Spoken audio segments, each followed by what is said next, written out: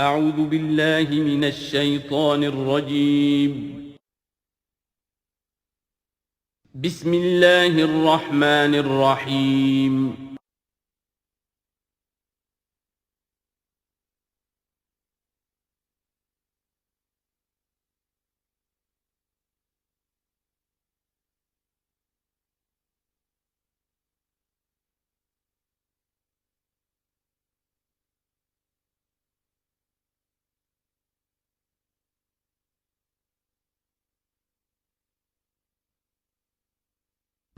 اعوذ باللہ من الشیطان الرجیم بسم اللہ الرحمن الرحیم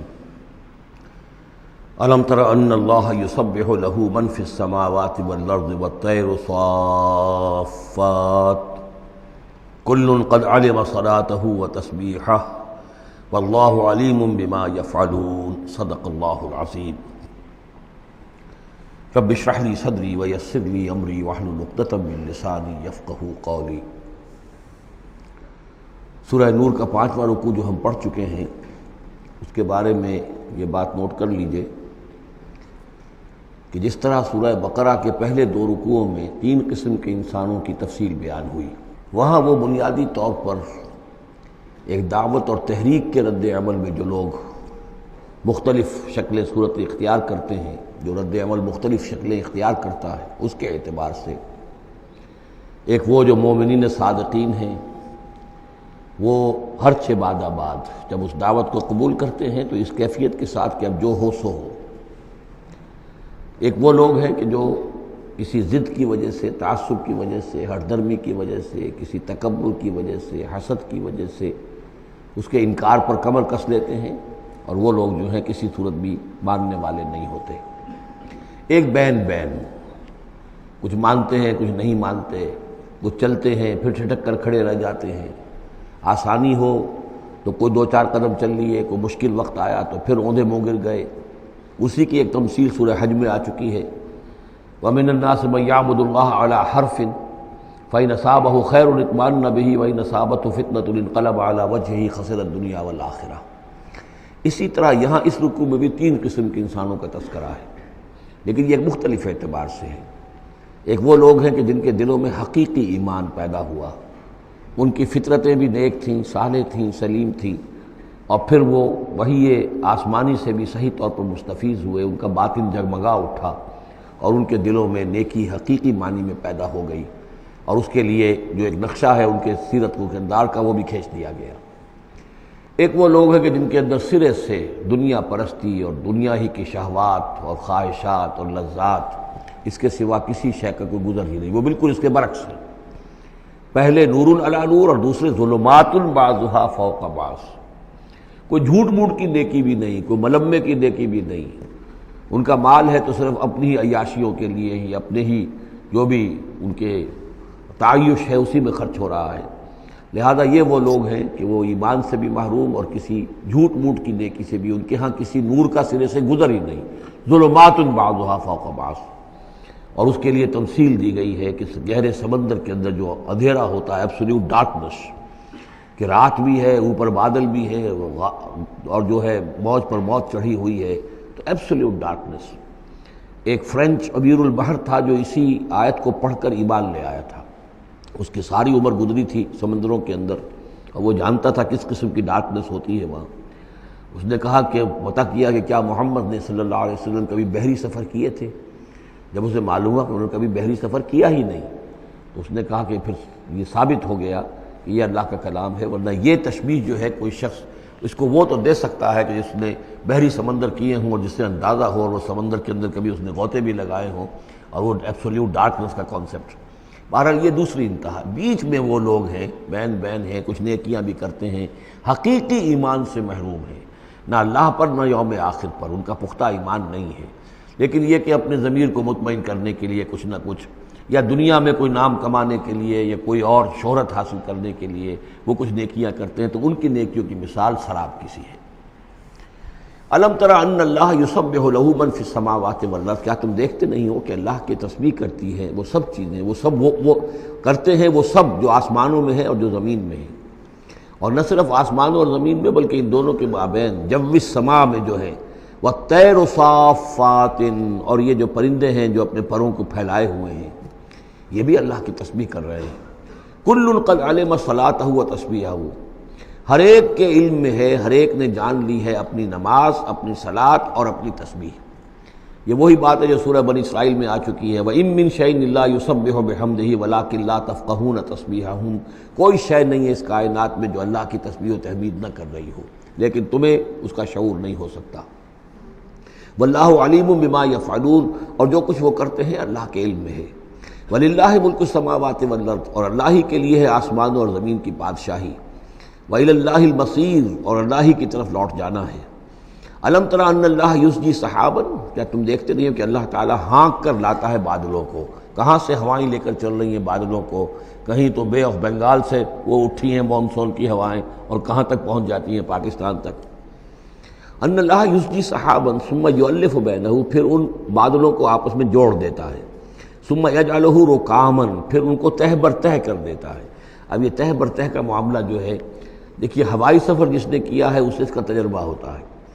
جب جہاز چڑھتا ہے تب بھی وہ جب بادلوں کے اندر سے گزرتا ہے تو صاف نظر آتا ہے ایک تہ، اس کے بعد پھر خلا ہے، پھر ایک اور تہ، پھر خلا ہے، پھر ایک اور تہ، اترتے ہوئے بھی اسی طریقے سے تہ بر تہ بادل۔ رکامن فتر الودق یخرج من خلالہ، تو تم دیکھتے ہو کہ بارش برستا ہے ان دونوں، ان کے بین سے، ان کے بیچ سے برستی ہے بارش، پانی برستا ہے۔ وَيُنَزِّلُ مِنَ السَّمَاءِ مِن جِبَالٍ فِيهَا مِن بَرَدٍ، اور اللہ تعالیٰ اتارتا ہے آسمان سے وہ پہاڑ بھی کہ جن میں وہ اولے ہوتے ہیں، یعنی یہ کہ اولے جو آ رہے ہیں زمین پر تو معلوم ہوتا ہے کہ جیسے ان کے بھی کوئی پہاڑ ہے آسمانوں کے اندر۔ فَيُصِيبُ بِهِ مَن يَشَاءُ، تو اللہ تعالیٰ یہ اولے برسا دیتا ہے جس پر چاہتا ہے، یعنی جس کی کھیتی برباد اللہ کو کرنی ہوتی ہے کسی سبب سے، اس کی کھیتی کے اوپر یہ اولے جا کے برس جاتے ہیں۔ وَيَصْرِفُهُ عَن مَن يَشَاءُ، اور ان کا رخ پھیر دیتا ہے جس سے چاہتا ہے۔ ایسا بھی ہوتا ہے بعض اوقات کہ بالکل ایک کھیت جو ہے وہ بالکل تباہ و برباد ہو گیا ہے اور برابر کا کھیت بالکل ٹھیک ہے، اس کے اوپر کوئی اولا نہیں گرا۔ یکاد سنا برقہ یذہب بالابصار، اور اس کی جو بجلی کی کوند ہے وہ اس قریب ہے کہ وہ لوگوں کی نگاہوں کو اچک کر لے جائے۔ یقلب اللہ اللیل والنہار، اللہ تعالیٰ عدلتا بدلتا رہتا ہے دن اور رات کو۔ ان فی ذلک لعبرۃ لاولی الابصار، یقیناً اس میں دھیان کرنے کا اور سبق سیکھنے کا اور عبرت حاصل کرنے کا مواد ہے ہوش مندوں کے لیے، آنکھ والوں کے لیے، دیکھنے والوں کے لیے۔ واللہ خلق کل دابۃ من ماء، اور اللہ نے بنائی ہے ہر جاندار چیز اس زمین کے اوپر پانی سے۔ فمنہم من یمشی علی بطنہ، اب ان جانداروں میں سے جو زمین میں اللہ نے بنائے ہیں وہ بھی ہے کہ جو اپنے پیٹ کے بل پر چلتے ہیں، یہ ریپٹائلز جن کو ہم کہتے ہیں، ریپٹائلز ہیں جو اپنے پیٹ کے بل پر چل رہے ہیں۔ منہم من یمشی علی رجلین، اور ان میں وہ بھی ہیں کہ جو دو ٹانگوں پر چلتے ہیں۔ اب ہم بھی انہی میں سے ہیں، اور باقی شمپنزی اور گوریلاز بھی ہیں، اور بھی ایسے ہوں گے جو دو ٹانگوں پر چلتے ہوں۔ وَمِنْهُمْ مَنْ يَمْشِي عَلَىٰ أَرْبَعٍ، سب سے زیادہ کثیر تعداد جو ہے وہ زمینی حیوانات کے اندر ان کی ہے کہ جو چار پر چلتے ہیں۔ یخلق اللہ ما یشاء، اللہ تعالیٰ پیدا کرتا جو چاہتا ہے۔ ان اللہ علی کل شیء قدیر، یقیناً اللہ تعالیٰ ہر چیز پر قادر ہے۔ اب کافی عرصے کے بعد منافقین کا تذکرہ قرآن مجید میں ہو رہا ہے، چونکہ یہ ہم نے سورہ یونس سے لے کر اور سورہ مومنون تک جو 14 صورتیں پڑھی ہیں ان میں تو سارا معاملہ تھا مشرکین عرب سے، کفار سے، مشرکین سے، ساری بحث ان سے تھی۔ کہیں کہیں گفتگو کا رخ جو ہے وہ اہل کتاب کی طرف روئے سخن، بغیر انہیں باضابطہ خطاب کیے ہوئے، اور یا پھر تیسرا خطاب حضور سے ہے ذاتی، اور حضور کی وساطت سے اہل ایمان کے ساتھ، اور ابھی وہاں نفاق کا کوئی اس قسم کا موجود نہیں تھا معاملہ کہ منافقین کے ساتھ کوئی رد و قضا ہوتی۔ لیکن یہ تو چونکہ سورت نازل ہو رہی ہے سن 6 ہجری میں، یہ گویا کہ یوں سمجھیے کہ عین مدنی جو دور ہے اس کا عین وسط ہے، بالکل سن 11 میں حضور کا انتقال ہوا ہے، تو سن 6 یوں سمجھیے کہ ان دونوں کے بالکل وسط کے اندر ہے، یہ بالکل درمیانی دور ہے مدنی دور کا۔ یہاں پر اب تذکرہ ہو رہا ہے منافقین کا۔ لقد انزلنا آیات مبینات، ہم نے نازل کی ہیں روشن آیات۔ واللہ یہدی من یشاء الی صراط مستقیم، اور اللہ تعالیٰ ہدایت دیتا ہے جس کو چاہتا ہے سیدھے راستے کی طرف۔ وَيَقُولُونَ آمَنَّا بِاللَّهِ، اور کچھ لوگ وہ بھی ہیں جو کہتے ہیں ایمان لائے اللہ پر، وبالرسول، اور اللہ کے رسول پر، وَأَطَعْنَا، اور ہم نے اطاعت قبول کی۔ ثُمَّ يَتَوَلَّىٰ فَرِيقٌ مِّنْهُمْ، پھر ان میں سے ایک جماعت جو ہے پیٹھ موڑ کر جاتی ہے، من بعد ذالک، اس کے بعد، یعنی اب اس کے بعد یہ سب کچھ کہہ کر قول و قرار کر کے اطاعت کا یہاں دم بھر کر جاتے ہیں، لیکن پھر طرز عمل ان کا کچھ اور ہوتا ہے۔ وما اولئک بالمؤمنین، اور یہ لوگ حقیقی مومن نہیں ہیں۔ وَإِذَا دُعُوا إِلَى اللَّهِ وَرَسُولِهِ لِيَحْكُمَ بَيْنَهُمْ، اور جب انہیں پکارا جاتا ہے، بلایا جاتا ہے کہ آؤ اللہ کی طرف اور رسول کی طرف کہ ان کے مابین فیصلے کرے۔ یہ سورہ نساء میں ہم یہ سارے مضامین بڑی تفصیل سے پڑھ چکے ہیں کہ وہ لوگ چاہتے تھے کہ اپنے مقدمات جو ہیں وہ یہودیوں کی عدالت میں لے جائیں، اس لیے کہ حضور کے ہاں انہیں اندیشہ ہوتا تھا کہ یہاں تو بالکل صحیح فیصلہ ہو جائے گا۔ تو اس طرح کا جو ان کا کردار تھا کہ جب انہیں بلایا جاتا ہے اللہ کے اور اس کے رسول کی طرف کہ آؤ کہ وہ فیصلہ کرے تمہارے مابین، اذا فریق منہم معرضون، تو ان میں سے ایک گروہ اور ایک جماعت ایسی ہے جو اعراض کرتی ہے اور کرنی کترا جاتی ہے۔ وَإِن يَكُن لَهُمُ الْحَقُّ يَأْتُوا إِلَيْهِ مُذْعِنِينَ، اور اگر ان کو معلوم ہو کہ حق ہمارے ساتھ ہے، یعنی ہم حق پر ہیں اس مقدمے میں، تو پھر وہ آتے ہیں بڑا یقین کا اظہار کرتے ہوئے، اذعان کے ساتھ اور یقین کے ساتھ اور اپنے ایمان کا اظہار کرتے ہوئے، کیونکہ انہیں یقین ہے کہ ہمارا کیس سچا ہے اور حضور کی عدالت میں ہم جائیں گے تو ہمارے حق میں فیصلہ ہو جائے گا، تو اب کوئی رکاوٹ نہیں۔ یاتوا الیہ مذعنین، خوب یقین کا اعتماد کا اظہار کرتے ہوئے آتے ہیں۔ افی قلوبہم مرض، کیا ان کے دلوں میں روگ ہے؟ ام ارتابوا، یا یہ شکوک میں مبتلا ہو گئے ہیں؟ ام یخافون ان یحیف اللہ علیہم، یا انہیں یہ اندیشہ ہے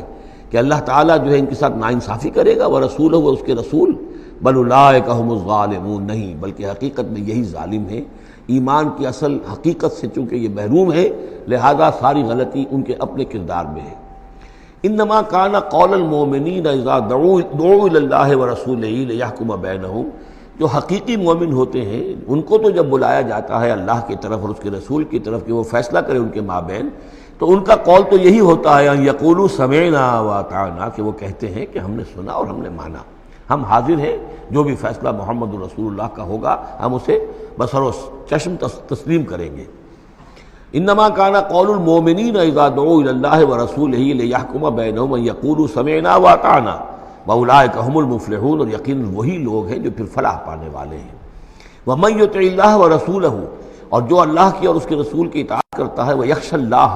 ویتقہ، اور اللہ کا خوف بھی رکھتا ہے اور اس کا تقوی اختیار کرتا ہے، فاولئک هم الفائزون، تو یقیناً وہی لوگ ہیں کہ جو کامیاب ہونے والے ہیں۔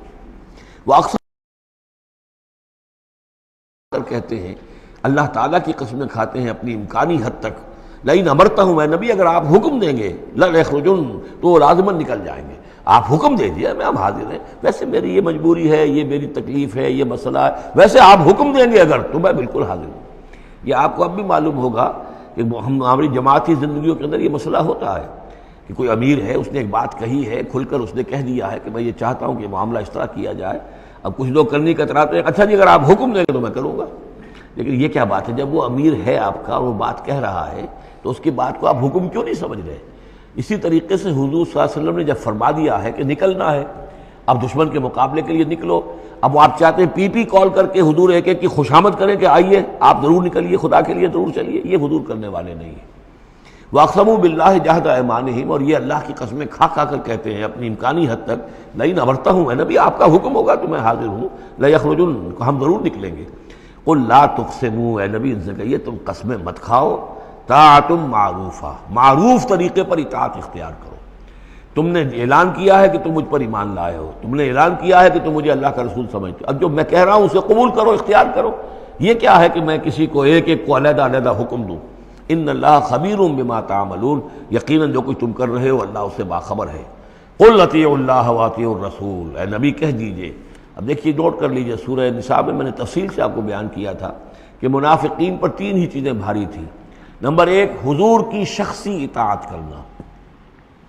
نمبر دو، جہاد اور قتال کے لیے نکلنا، نمبر تین، ہجرت۔ تین ایشوز کے اوپر بڑی تفصیل سے وہاں گفتگو ہو چکی ہے۔ یہاں اطاعت رسول کو جو ہے، جو پہلا مضمون تھا سورہ نساء میں، اسی کو زیادہ موقت کیا جا رہا ہے۔ قل اطیعوا اللہ واطیعوا الرسول، کہیے ان سے اطاعت کرو، اللہ کی اطاعت کرو، اس کے رسول کی صلی اللہ علیہ وسلم۔ فإن تولوا، پھر اگر یہ پیٹھ موڑ لیں، اگر تم منہ پھیرو گے، اگر منہ موڑ لو گے، فإنما علیہ ما حمل، تو سن لو ہمارے نبی پر ذمہ داری ہے اس کام کی جو ہم نے ان پر ڈالا ہے۔ وعلیکم ما حملتم، اور تم سے باز پرس ہوگی اس کی جو تمہارے اوپر ڈالا گیا ہے۔ یعنی نبی نے جو ذمہ داری تھی اللہ کا دین تم تک پہنچایا، اللہ کے احکام پہنچا دیے، ان کا کام جو ہے اس پر ختم ہو گیا۔ اب اطاعت کرنا، اس کی تعمیل کرنا، اس کے حکم پر چلنا، اللہ کے دین کے لیے تن من دھن لگانا، اور یہ سارا کام تمہیں کرنا ہے۔ تو جو ان کی ذمہ داری ہے وہ ادا کریں گے، اور اللہ کے ہاں ان سے ان کے بارے میں سوال کر لیا جائے گا، اور جو تمہاری ذمہ داری ہے ظاہر بات ہے کہ اس کے جواب بھی تمہیں کرنی ہے۔ اس میں یہ بھی ہوتا ہے بسا اوقات کہ کسی شخص کو یہ گمان ہو جائے، ظاہر بات ہے میں نے آپ کو سنایا تھا کہ ایک شخص نے کہہ دیا تھا حضور سے، اے دل یا محمد، اے محمد عدل سے کام لیجیے صلی اللہ علیہ وسلم۔ بڑی گستاخی کے ساتھ اس نے کہا، گویا کہ الزام لگایا کہ آپ یہ جو صدقات کی جو تقسیم کر رہے ہیں یا مال غنیمت تقسیم کر رہے ہیں، اس میں آپ عدل سے کام نہیں لے رہے۔ تو حضور نے بھی غصے میں جواب دیا تھا کہ انما عدل فلم یا عدل، اگر میں عدل نہیں کروں گا تو کون کرے گا۔ اسی طریقے سے ہو سکتا ہے کسی جماعتی زندگی کے اندر کوئی امیر ہے اور اس سے کوئی شخص یہ محسوس کرے، اس کا ساتھی، کہ مجھ پر زیادتی کی ہے انہوں نے، امیر نے زیادتی کی ہے، کوئی بات نہیں، امیر نے زیادتی کی ہے تو امیر اس کی جواب دہی اللہ کے ہاں کر لے گا، اللہ تعالیٰ کے ہاں جواب دہی ہو جائے گی، اور اگر ہو سکتا ہے اس کے کچھ جو بھی نیکیاں ہے وہ تمہارے حساب میں اللہ تعالیٰ درج کر دے، لینا دینا وہاں ہو جائے گا، ڈیبٹ کریڈٹ ہو جائے گا۔ لیکن اس کا مطلب یہ ہو کہ ناراض ہو کر بیٹھ رہا ہو کہ اب اپنی ذمہ داریاں ادا نہیں ہو رہی، تو پھر تو جواب دہی تمہاری ہو جائے گی اللہ کے ہاں، ایکسپلیشن کال تمہاری ہو جائے گی کہ ناراض ہو کر بیٹھ رہے ہیں کیونکہ انہوں نے میرے ساتھ یہ کیا ہے، لہذا میں بس اب کام کچھ نہیں کروں گا۔ تو یہ تو گویا کہ ایک منفی طرز عمل ہے، تمہیں جواب دہی کرنی ہے اپنے فرائض کی، اپنی ذمہ داریوں کی۔ تو یہ جماعتی زندگی سے متعلق بعض بہت اہم ہیں جو مباحث اس سورہ مبارکہ میں آئے ہیں، اور ان میں سے بعض ہمارا جو منتخب نصاب نمبر 2 ہے، جو اس سورہ مبارکہ کی آخری آیات ہیں، وہ اس کے ایک درس کی حیثیت سے اس میں شامل ہیں۔ جو جماعتی زندگی جو ہے، جب ایک جماعت بنانی پڑے گی، اگر دین کا کام کرنا ہے تو اکیلے اکیلے تو نہیں ہو سکتا، جماعت کا نظم ہو، ایک ڈسپلن ہو، ایک حزب اللہ وجود میں آئے، جو سورہ مائدہ میں ہم دیکھ آئے ہیں، فَإِنَّ حِزْبَ اللَّهِ هُمُ الْغَالِبُونَ، غلبہ جو ہے تو وہ حزب اللہ کو اللہ تعالیٰ دیتا ہے، ید اللہ علی الجماعہ، جماعت کے اوپر اللہ کا ہاتھ ہے، جماعت کی کو اللہ کی نصرت اور تائید حاصل ہوتی ہے۔ اس جماعتی زندگی کے بعد ایسے نفسیاتی معاملات ہوتے ہیں، اور اس کے اندر بعض ایسے حساس مسائل ہوتے ہیں کہ جن کے بارے میں بڑی عمدہ رہنمائی دی گئی ہے مختلف مقامات پر، ان پر ہم نے پھر مرتب کیا ہے منتخب نصاب، مطالعہ قرآن حکیم کا منتخب نصاب نمبر 2۔ قل اطیعوا اللہ واطیعوا الرسول، ان پر جو ذمہ ہے وہ ان کی اپنی ذمہ داری کا، اور تمہارے اوپر جو بوجھ ہے اور جو تمہاری مسئولیت ہے وہ تمہاری ذمہ داری کی۔ وَإِن تُطِيعُوهُ تَهْتَدُوا، اور جان لو یہ اللہ کے رسول ہیں، اگر تم ان کی اطاعت پر کاربند رہو گے تبھی تم ہدایت یافتہ ہوگے۔ وَمَا عَلَى الرَّسُولِ إِلَّا الْبَلَاغُ الْمُبِينُ، اور ہمارے رسول پر سوائے صاف صاف پہنچا دینے کے اور کوئی ذمہ داری نہیں ہے۔ اب جو آیت آ رہی ہے یہ بھی طویل آیات میں سے اور عظیم ترین آیات میں سے آیت استخلاف، یہ خلافت کا جو اللہ تعالیٰ نے وعدہ کیا ہے اس امت سے۔ وعد اللہ الذین آمنوا منکم وعملوا الصالحات، اے مسلمانوں اللہ کا وعدہ ہے تم میں سے ان لوگوں کے ساتھ جو ایمان اور عمل صالح کی شرطیں پوری کر دیں گے۔ یہ نام کے مسلمان، نسلی مسلمان، جو اللہ کے حکم پر چلتے بھی نہ ہوں، اللہ کے احکام کے مطابق عمل نہ کرتے ہوں، دین کے لیے تن من دھن لگانے کو تیار نہ ہوں، ان سے یہ وعدہ نہیں ہے۔ وعدہ حقیقی اہل ایمان، جو ایمان حقیقی کی شرط پوری کرے اور ایمان کے جو عملی تقاضے ہیں ان کو بھی بجا لائے۔ وعد اللہ الذین آمنوا منکم وعملوا الصالحات لیستخلفنہم فی الارض، کہ وہ انہیں زمین میں خلافت عطا کرے گا، حکومت عطا کرے گا، غلبہ عطا کرے گا، کما استخلف الذین من قبلہم، جیسے کہ اس نے خلافت عطا کی تھی ان کو جو ان سے پہلے تھے۔ حضرت داؤد کو، حضرت طالوت کو، حضرت سلیمان کو جو خلافت دی گئی، بعد میں بھی مکابی حکومت قائم ہوئی ہے، اس میں بھی خلافت قائم ہوئی، تو یہ خلافت جیسے پہلے ہم نے دی تھی سابقہ امت مسلمہ کو، ایسے ہی اے امت محمد صلی اللہ علیہ وسلم تمہیں بھی خلافت دی جائے گی، بشرطے کہ ایمان اور عمل صالح کی یہ 2 شرطیں تم پوری کرو۔ اب یہ خلافت جو ہے اس کو 3 انداز میں یہاں بیان کیا گیا ہے۔ لَيَسْتَخْلِفَنَّهُمْ فِي الْأَرْضِ، انہیں لازماً خلافت دے گا زمین میں، حکومت دے گا، کما استخلف الذین من قبلہم، جیسے کہ خلافت دی تھی اور حکومت دی تھی ان کو کہ جو ان سے پہلے تھے۔ وَلَيُمَكِّنَنَّ لَهُمْ دِينَهُمُ الَّذِي ارْتَضَىٰ لَهُمْ، اور ان کے اس دین کو زمین میں غلبہ عطا کرے گا، قوت عطا کرے گا، تمکن عطا کرے گا جو اللہ نے ان کے لیے پسند کر لیا ہے۔ ظاہر بات ہے مسلمانوں کی خلافت ہے تو اس کے معنی کیا ہے؟ اللہ کے دین کا غلبہ ہے، وہ تو بات تو ایک ہی ہے، اللہ کا دین غالب، اس کے کیا معنی ہے؟ مسلمانوں کی خلافت۔ تو چیز ایک ہی ہے، لیکن یہاں 3 الفاظ لا کر اس کی اہمیت کو نمایاں کیا جا رہا ہے 3 اعتبارات سے۔ وَلَا يُمَكِّنَنَّ لَهُمْ دِينَهُمُ الَّذِي ارْتَضَىٰ لَهُمْ، اب یہاں دیکھیے وہی لام مفتوح شروع میں فعل مضارع سے، اور اس کے بعد یہ نون مشدد، یہ سارے وعدے نہایت تاکیدی وعدے ہیں۔ لَيَسْتَخْلِفَنَّهُمْ فِي الْأَرْضِ كَمَا اسْتَخْلَفَ الَّذِينَ مِن قَبْلِهِمْ وَلَيُمَكِّنَنَّ لَهُمْ دِينَهُمُ الَّذِي ارْتَضَىٰ لَهُمْ، واللہ نے دین کون سا ہے جو پسند کر لیا ہے؟ الْيَوْمَ أَكْمَلْتُ لَكُمْ دِينَكُمْ وَأَتْمَمْتُ عَلَيْكُمْ نِعْمَتِي وَرَضِيتُ لَكُمُ الْإِسْلَامَ دِينًا، یہ آیت ہم پڑھ چکے ہیں سورہ مائدہ میں۔ اور تیسری بات وَلَيُبَدِّلَنَّهُم مِّن بَعْدِ خَوْفِهِمْ أَمْنًا، اللہ تعالیٰ ان کے خوف کی کیفیت جو ہے اس کو بدل دے گا امن کی کیفیت سے۔ ظاہر بات ہے جب تک کہ مسلمان کمزور تھے ان کے لیے خوف تھا، ابھی ادھر سے حملے کا اندیشہ ہے، ابھی ادھر سے حملے کا اندیشہ ہے، اب فلاں قبیلے کی طرف سے خبر آئی ہے کہ وہ فوجی تیاری کر رہا ہے، فوج کشی کرے گا، وہ خوف کی ایک کیفیت تھی جو ہر وقت طاری رہی ہے۔ ایمرجنسی کی کیفیت جو ہے مدینہ منورہ میں، یوں سمجھیے کہ پورے 5 برس ایمرجنسی رہی ہے، ہر وقت ہر آن اندیشہ ہوتا تھا، خبریں آ رہی ہیں، اب ادھر سے کوئی قبیلہ حملہ کرنے والا ہے، اب یہ مکے میں کوئی ان کی ملاقاتیں ہوئی ہیں، کوئی سازش ہوئی ہے، ابھی کوئی خط چلا گیا ابو عامر راہب کا کوئی مشن ہے، یہ ساری خبریں آتی تھیں۔ لیکن یہ کہ اب اس کے بعد وہ وقت آ جائے گا کہ ان کا جو خوف کی کیفیت ہے بدل جائے گی امن سے۔ یعبدوننی لا یشرکون بی شیئا، میں یہاں اس کو سمجھتا ہوں مستقبل سے متعلق، جب ایسا ہو جائے گا تو پھر وہ میری بندگی کریں گے کہ اس میں کسی شے کی شرک جو ہے گوارا نہیں کریں گے۔ جب تک اللہ کی حکومت نہیں ہے تو ظاہر بات ہے کچھ نہ کچھ شرک تو ہو ہی رہا ہے۔ اب ہم یہاں رہ رہے ہیں، پاکستان میں رہ رہے ہیں، اللہ کا دین تو قائم نہیں ہے، قانون کس کا ہے؟ اللہ کا تو نہیں ہے، تو گویا کہ ہم قومی اعتبار سے، اجتماعی اعتبار سے کفر اور شرک میں زندگی بسر کر رہے ہیں۔ ہاں ہمارا اپنا کوئی عقیدہ فرض کیجئے ہے بھی ٹھیک، بالکل مشرکانہ اوہام سے ہم نے اپنے آپ کو پاک کر لیا ہے، اور توحید فی العقیدہ ہماری بالکل صحیح ہے، لیکن سوال یہ ہے کہ ہم اس ملک کے شہری ہیں، اس ملک کا دستور ہے، اس ملک کے اندر جو ہے اللہ کی حکومت اور اللہ کے قانون کی بالادستی نہیں ہے، تو اس کے کیا معنی؟ ہم بھی اس کے شہری ہونے کی حیثیت سے اس میں ملوث ہیں۔ تو یہ ہے کہ یہ توحید کامل اس وقت ہوگی جب یکون الدین کلہ للہ، جب دین کل کا کل اللہ کے لیے ہو جائے گا۔ عملاً توحید کی تکمیل اس وقت ہوگی۔ یعبدوننی، میری بندگی کریں گے، لا یشرکون بی شیئا، اور میرے ساتھ کسی شے کو شریک نہیں کریں گے۔ ومن کفر بعد ذلک فاولئک هم الفاسقون، اور جو اس کے بعد بھی کفر کریں تو پھر وہ تو فاسق ہیں، ناہنجار ہیں، سرکش ہیں۔ اس کے بھی دو معنی ہو سکتے ہیں، جب دین کا غلبہ ہو گیا پھر بھی جو کفر کرے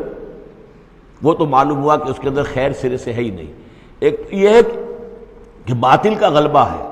باطل کے غلبے میں کسی بندہ مومن کے لیے ایمان لانا مشکل ہے، ایمان پر قائم رہنا مشکل ہے، اسلام پر عمل کرنا مشکل ہے۔ لیکن جب دین غالب ہو گیا ہو تو اب تو ظاہر بات ہے کہ اب تو ساری رکاوٹیں دور ہو گئیں۔ اب تو ایک شخص کی کسی کی اپنی فطرت ہی میں کجی آ چکی ہے، کوئی پرورٹڈ نیچر کا شخص ہے تبھی وہ رہے گا کہ جو اسلام سے دور رہے۔ ومن کفر بعد ذلک فاولئک هم الفاسقون، اور میرے نزدیک اس کا ایک مفہوم یہ بھی ہے کہ ہمارے ان 3 پختہ وعدوں کے بعد بھی جو شخص کمر ہمت نہ کس لے اور اس کام کے لیے کھڑا نہ ہو جائے، گویا کہ وہ ہماری بات کا کفر کر رہا ہے، انکار کر رہا ہے، اسے ہمارے ان وعدوں پر یقین نہیں ہے۔ ومن کفر بعد ذلک فاولئک هم الفاسقون، تو وہ تو گویا کہ فاسق ہیں اور سرکش ہیں اور ناہنجار ہیں۔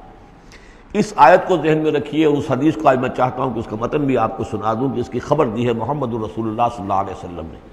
تاریخی اعتبار سے تو یہ نوٹ کر لیجئے، یہ سن 6 ہی کے اندر، ابتدائی میں سن 6 کے یہ آیت نازل ہوئی۔ سن 6 ہی میں صلح حدیبیہ ہو گئی، انا فتحنا لک فتحا مبینا، گویا کہ اس آیت کا جو مصداق ہے وہ ظاہر ہونا شروع ہو گیا۔ سن 7 میں غزوہ خیبر ہوا، اللہ نے بہت بڑا مال غنیمت مسلمانوں کو دیا۔ سن 8 میں مکہ فتح ہو گیا۔ سن 9 میں موپنگ اپ آپریشن ہو گیا، اعلان کر دیا گیا حج کے اندر کہ آئندہ سے یہاں کوئی مشرک نہیں آئے گا، اور اب تمہارے لیے اتنی مہلت ہے، کوئی معاہدہ قائم نہیں رہے گا، جو معاہدے ہیں میعادی ان کی میعاد ختم ہوتے ہی معاہدہ ختم، اور جن کی میعاد کوئی نہیں تھی ان کے لیے ہم 4 مہینے کی میعاد مقرر کر رہے ہیں کہ اس کے بعد کوئی معاہدہ کسی مشرک سے نہیں ہے، جب یہ مدت ختم ہو جائے گی قتل عام شروع ہو جائے گا۔ تو یہ تو اللہ تعالیٰ کی طرف سے جزیرہ نماء عرب کے اندر دین کی تکمیل ہو گئی، خلافت قائم ہو گئی، اللہ کی حکومت قائم ہو گئی۔ جیسے حضرت داؤد خلیفہ تھے، یہاں حضرت محمد خلیفہ ہیں صلی اللہ علیہ وسلم، اس لیے کہ حاکم اب کون ہے؟ حضرت محمد صلی اللہ علیہ وسلم۔ اپنی زندگی میں تو حاکمیت جو بھی ہے آپ کے پاس ہے۔ اس کے بعد خلافت راشدہ میں پھر یہ خلافت کہاں سے کہاں پہنچی وہ آپ کو معلوم ہے، لیکن پھر ریورسل شروع ہو گیا۔ لیکن وہ حدیث میں آپ کو سنا رہا ہوں، حضرت نعمان ابن بشیر سے مروی ہے رضی اللہ تعالی عنہ، اور مسند احمد ابن حنبل میں یہ روایت ہے کہ حضور نے یہ فرمایا صلی اللہ علیہ وسلم تکون النبوۃ فیکم ما شاء اللہ ان تکون، مسلمانوں تمہارے مابین نبوت موجود رہے گی جب تک اللہ چاہے گا کہ رہے، یعنی میں موجود رہوں گا بنفس نفیس تمہارے مابین جب تک اللہ چاہے گا۔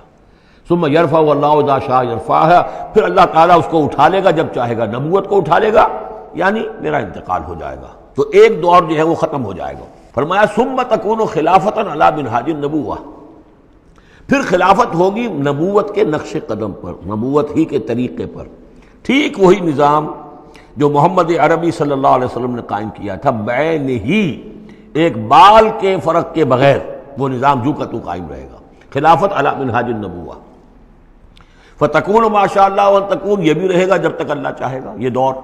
ثم یرفع اللہ اذا شاء یرفع، پھر اس دور کو بھی اللہ اٹھا لے گا جب اللہ چاہے گا۔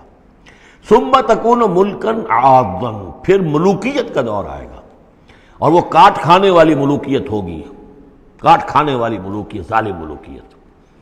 اور یہ بھی رہے گا جب تک اللہ چاہے گا، پھر اللہ اس کو بھی اٹھا لے گا۔ پھر چوتھا دور آئے گا ثم تکون ملکا جبریا، پھر غلامی کی ملوکیت ہوگی، یعنی یہ دور جو ہمارا گزرا ہے کولونیل دور، پہلے یہ کہ ملوک تھے، بادشاہ تھے،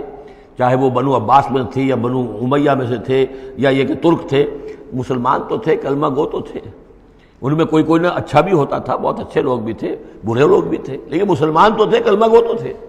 لیکن چوتھا دور آیا کہ کہیں ہم انگریزوں کے غلام ہو گئے، کہیں ہم ولندیزیوں کے غلام ہو گئے، کہیں ہم فرانسیسیوں کے غلام ہو گئے، کولونیل پاورز۔ تو ہماری تو ملکہ معظمہ جو ہے ملکہ وکٹوریہ تھی، 1857 سے تو ہم ان کی رعایا بن گئے تھے، اس سے پہلے تو جو بھی تھی بہرحال ایسٹ انڈیا کمپنی جو تھی، لیکن یہ کہ بعد میں تو ہم براہ راست تاج برطانیہ کے غلام تھے۔ یہ چوتھا دور ہے جو تقریباً یوں سمجھیے کہ ابھی نصف میں پہنچا ہے، اس اعتبار سے کہ اگرچہ براہ راست وہ جو حکومتوں کا جو ہے جو یہاں پر تھا، جو بساط بچھی ہوئی تھی، وہ لپیٹ دی گئی ہے، لیکن ابھی مالیاتی اعتبار سے ریموٹ کنٹرول سے وہی قوتیں ہیں کہ جو آج بھی کنٹرول کر رہی ہیں ہمیں، یہ ریموٹ کنٹرول ہے۔ ابھی یہ چوتھا دور ختم نہیں ہوا ہے، پہلے یہ براہ راست آکوپیشن اور اپنی حکومتیں، اپنی فوجیں لا کر، اب یہ ہے کہ اس کے بغیر بائی پراکسی،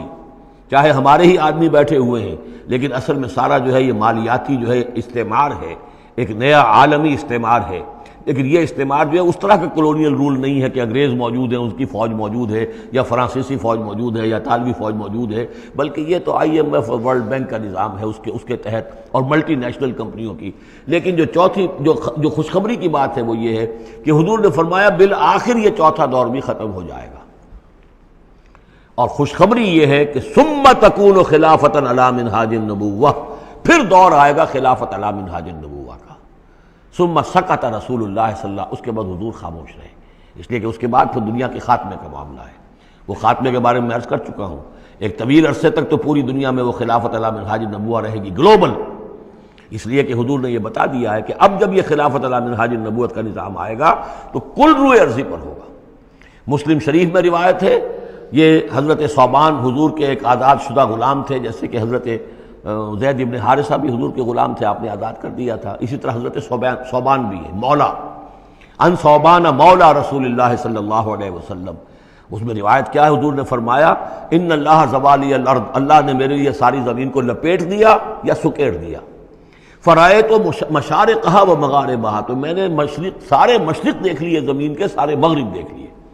وَإِنَّ أُمَّتِي سَيَبْلُغُ مُلْكُهَا مَا زُوِيَ لِي مِنْهَا، اور میری امت کی حکومت ان تمام علاقوں پر قائم ہو کر رہے گی جو اس طرح زمین کو سکیڑ کر یا لپیٹ کر مجھے دکھا دیے گئے۔ اور یہ روایت صحیح مسلم کی ہے۔ اسی طرح کی ایک اور حدیث ہے حضرت مقداد بن الاسود سے رضی اللہ تعالی عنہ کہ اس روئے ارضی پر کوئی گھر اور کوئی خیمہ نہیں بچے گا، یعنی سیٹلڈ جو علاقے ہیں جہاں گھر ہیں، شہر ہیں، گھر بنے ہوئے ہیں، مکان بنے ہوئے ہیں، یا نومیڈک ٹرائبز جہاں بھی ہیں کہ وہ اپنے خیمے لے کے ادھر سے ادھر جاتے رہتے ہیں، نہ کوئی گھر بچے گا نہ خیمہ جس میں اللہ کا دین داخل نہ ہو جائے۔ بعز عزیز اور ذل ذلیل، یا تو یہ کہ گھر اور خیمے والا اسلام قبول کرے گا، اسلام اس کے گھر میں داخل ہوگا، اس کا بھی اعزاز ہوگا، اور یا وہ گھر والا اسلام قبول نہیں کرے گا لیکن اسلام کی بالادستی جو ہے تسلیم کرنی پڑے گی۔ یؤت الجزیۃ عن ید وہم صاغرون، یہ جو ہم پڑھ آئے ہیں سورہ توبہ کے اندر، تو گویا کہ اس کے گھر میں بھی اسلام تو آ گیا لیکن وہ بدبخت جو ہے اسلام کی نعمت سے اور اس کے اعزاز سے محروم رہا۔ یہ ہے وہ خبر کہ جو ہے صحیح احادیث ہیں، اور یہ منطقی طور پر بھی سمجھ لیجئے کہ قرآن مجید میں یہ بات واضح کر دی گئی کہ حضور کو بھیجا گیا غلبہ دین کے لیے، 3 دفعہ فرمایا۔ سورہ توبہ میں ہم پڑھ چکے ہیں، 2 مرتبہ آگے اور آنا ہے، هو الذی ارسل رسولہ بالہدی ودین الحق لیظہرہ علی الدین کلہ، اور 5 مرتبہ فرمایا کہ حضور کو بھیجا گیا پوری نوع انسانی کے لیے۔ اس کی سب سے نمایاں اور سب سے جو لوگوں کے اندر عام طور پر معروف آیت ہے وہ یہ ہے وما ارسلناک الا کافۃ للناس بشیرا ونذیرا۔ ویسے ہم پڑھ آئے سورہ انبیاء میں وما ارسلناک الا رحمۃ للعالمین، اس کا بھی مفہوم یہی ہے، تمام جہان والوں کے لیے ہم نے بھیجا ہے آپ کو رحمت بنا کر، اور ہم نے نہیں بھیجا ہے محمد آپ کو مگر پوری دنیا کے لیے، پوری نوع انسانی کے لیے بشیر اور نذیر بنا کر۔ ان دونوں کو جوڑیں تو اس کا منطقی نتیجہ بھی یہ ہے کہ حضور کی بعثت کا مقصد مکمل ہوگا ہی اس وقت جب کہ کل عالم انسانیت پر دین حق غالب ہو جائے، اور یہ ہو کر لینا ہے۔ وَمَنْ كَفَرَ بَعْدَ ذَلِكَ فَأُولَٰئِكَ هُمُ الْفَاسِقُونَ وَأَقِیمُوا الصَّلَاةَ وَآتُوا الزَّکَاةَ، اور نماز قائم کرو اور زکوٰۃ ادا کرو، وَأَطِیعُوا الرَّسُولَ لَعَلَّکُمْ تُرْحَمُونَ، رسول کی اطاعت کرو تاکہ تم پر رحم کیا جائے۔ چونکہ روح سخن منافقین کی طرف ہے، اور میں نے آپ کو بتایا تھا ان پر جو شاخ گزر رہی تھی وہ در حقیقت رسول کی اطاعت تھی۔ بار بار کہتے تھے یہ اپنے جی سے بات کہہ دیتے ہیں، آیت تو ابھی اتری نہیں، ابھی کوئی آیت تو آئی نہیں، قرآن میں تو ابھی یہ حکم آیا نہیں۔ یہ معاملہ جو ہے ان کو شاخ گزر رہا تھا حضور کی اطاعت۔ وَأَقِیمُوا الصَّلَاةَ وَآتُوا الزَّکَاةَ، اور نماز قائم کرو اور زکوٰۃ ادا کرو، وَأَطِیعُوا الرَّسُولَ لَعَلَّکُمْ تُرْحَمُونَ، اور اللہ رسول کی اطاعت کرو تاکہ تم پر رحم کیا جائے۔ لَا تَحْسَبَنَّ الَّذِينَ كَفَرُوا مُعْجِزِينَ فِي الْأَرْضِ، یہ کافر یہ نہ سمجھیں کہ وہ اللہ کو تھکا دیں گے یا ہرا دیں گے اس زمین میں۔ وَمَأْوَاهُمُ النَّارُ، ان کا ٹھکانہ آگ ہے، وَلَبِئْسَ الْمَصِيرُ، اور بہت برا ٹھکانہ ہے۔ یا ایھا الذین آمنوا لیستأذنکم الذین ملکت ایمانکم، اب وہی جو سماجی احکام کچھ دیے گئے تھے کہ اذن لیے بغیر تم داخل نہ ہو گھر میں، اور اس طرح کے آداب جو ہیں معاشرتی، ان کے ضمن میں مزید احکام آ رہے ہیں۔ یہ سورہ مبارکہ کی ترتیب یہ ہے، یوں سمجھیے کہ جیسے کوئی انگوٹھی ہو اور بڑا سا ہیرا جو ہے لگا ہوا، دونوں طرف جو ہے وہ اس کا پتلے سائڈ سے یہ ہار ہے، اور اس کے نیچے جو ہے درمیان میں کوئی بڑا ہیرا ہے، دوسری طرف موتی ہے۔ اس کے بالکل وسط میں 5واں رکوع ہے، یہ اللہ نور السماوات والارض مثل نورہ کمشکاۃ فیہا مصباح،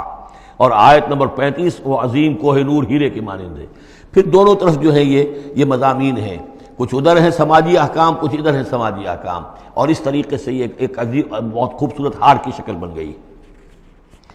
لیستأذنکم الذین ملکت ایمانکم، چاہیے کہ جو تمہارے غلام ہیں اور باندیاں ہیں وہ بھی اجازت لے کے اندر داخل ہوا کریں۔ والذین لم یبلغوا الحلم، اور وہ لوگ بھی تمہارے کہ جو